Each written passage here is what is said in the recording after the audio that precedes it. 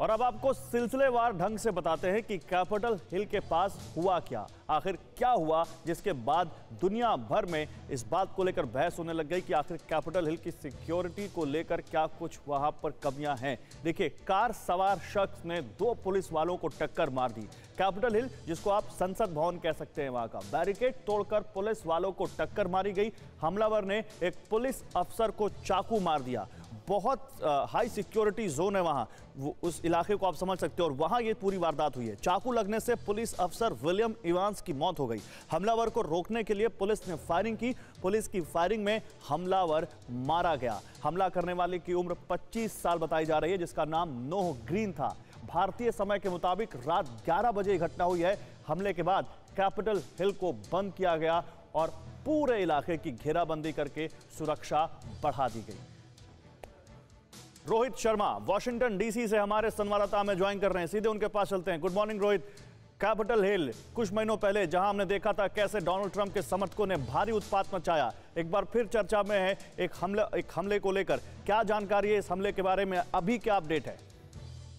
देखिए गौरव, नोआ ग्रीन जिनके बारे में आप कह रहे थे, वो 25 साल के जो युवक है, इनके इन्वेस्टिगेशन चल रही है। पुलिस ने कैपिटल पुलिस ने एक प्रेस कॉन्फ्रेंस की, उन्होंने उसमें सीधे तौर से कहा कि इसको टेररिज्म से जोड़ के ना देखा जाए। FBI अब इसकी जो है पूरी तरह से तफ्तीश कर रही है। और दूसरी बात इसमें गौरव ये है कि कैपिटल हिल जनवरी 6 के बाद यहाँ पे बहुत 15,000 के आसपास जो नेशनल गार्ड्स हैं वो थे, लेकिन अब उनकी संख्या कुछ 2,500 के आसपास ही रह गई है। तो कहीं ना कहीं अमेरिका में ये डिबेट चल रहा था जनवरी 6 के बाद से कि क्या जो बचे हुए 2,500 नेशनल गार्ड्स उन्हें वापस भेज देना चाहिए या इसकी सिक्योरिटी बढ़ानी चाहिए। लेकिन अब कल के इंसिडेंट के बाद यहाँ पे कॉन्वर्सेशन ये चल रहा है कि किस तरह से कैपिटल हिल को हमेशा के लिए सिक्योर किया जाए। एक छोटी सी डिटेल में और ऐड करना चाहूंगा गौरव, इसमें जो व्हाइट हाउस है पेंसिल्वेनिया एवेन्यू, पहले वो भी कैपिटल हिल की तरह अनब्लॉक था। मतलब आप उसके आमने सामने से जा सकते थे, वॉक कर सकते थे, बैठ सकते थे, लेकिन उसे भी 90s में बंद किया गया था पेंसिल्वेनिया एवेन्यू को। तो उसी की तर्ज पे अब ये कोशिश की जा रही है कि कैपिटल हिल के आसपास की जो स्ट्रीट्स है। लेकिन रोहित, इन सब के बीच सबसे महत्वपूर्ण सवाल तो यही है कि 6 जनवरी की घटना के बाद भी ये सामने आया था कि सुरक्षा व्यवस्था किस तरीके से वहां पर लापरवाही के सवालों के घेरे में आ गई थी। एक बार फिर से इस तरीके की घटना सामने आई है। कहीं ना कहीं सुरक्षा व्यवस्था को लेकर एक बार फिर से सवाल खड़े होते हैं। संसद के बाहर वो भी ऐसी घटना बार बार हो रही है। जी बिल्कुल, इसमें कोई दो राय नहीं है कि कैपिटल हिल पे ये दूसरा अटैक हुआ है इस साल में, जो बहुत आश्चर्यजनक है यहाँ की सिक्योरिटी को देखते हुए।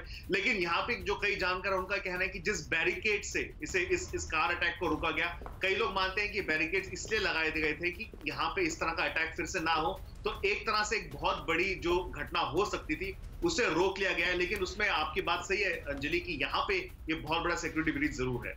शुक्रिया रोहित आपका इन तमाम जानकारियों के लिए। तो देखिए, एक बड़ा सिक्योरिटी ब्रीच है, इससे कोई इनकार नहीं कर सकता। और कैपिटल हिल में साल में 2 बार इस तरह की घटनाएं होना, ये अपने आप में अमेरिका की जो सिक्योरिटी कही जाती है, अमेरिका जो सुपर पावर कहा जाता है, उस अब पूरी इमेज पर सवाल खड़े करता है। परवाह देश की, सोमवार से शुक्रवार रात 10 बजे TV9 भारतवर्ष पर।